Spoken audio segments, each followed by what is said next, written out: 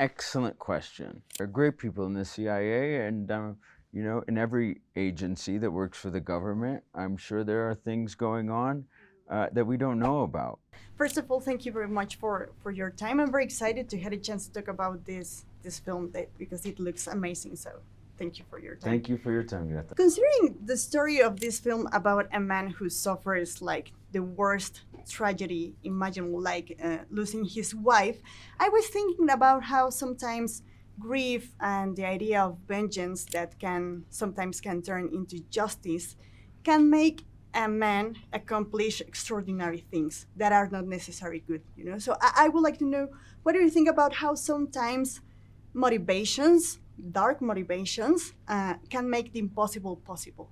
Any type of struggle or loss or a sense of being underestimated, whether it's a man, woman, anyone, it, it's a motivation for all of us to, I think, prove ourselves.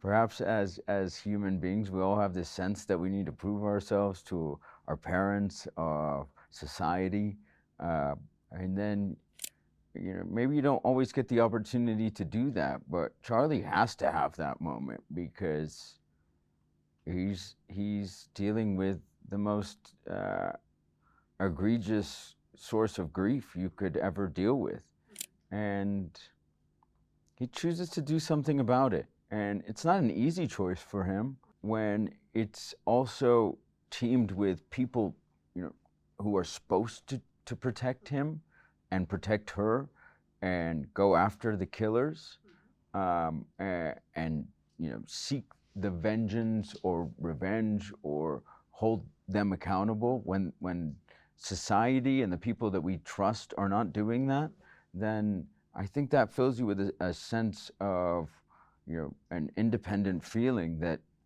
what can I do? And I think it's not a bad question to ask yourself, what can I do? What's possible?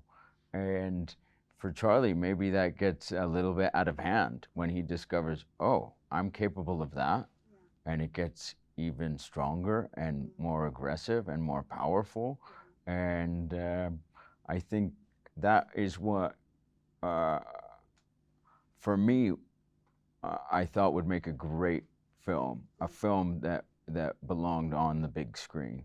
Yeah, yeah, no, it's very interesting what you are saying because I think that your character is fascinating because he has access to very dark information about people and leaders and countries and systems and conspiracies, like decisions on a big scale. But do you think that knowing that that kind of things happens, that evil exists, prepares you to confront it? Like, for example, your character, he knows what happened. Excellent question, because Rachel's character, Sarah, asks the question, is it better to know or to not to know? And Charlie responds, that's not for me to say. It's the CIA. I have to trust them.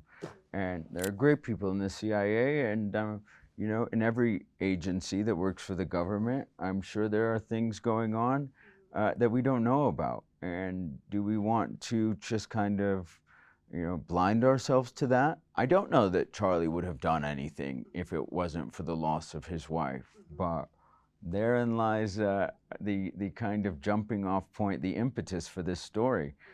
What I find special is that you get that element of knowing something's going on, and then that loss. And somehow that allows you to exact justice in a way that you never could have before, in a nature that makes you a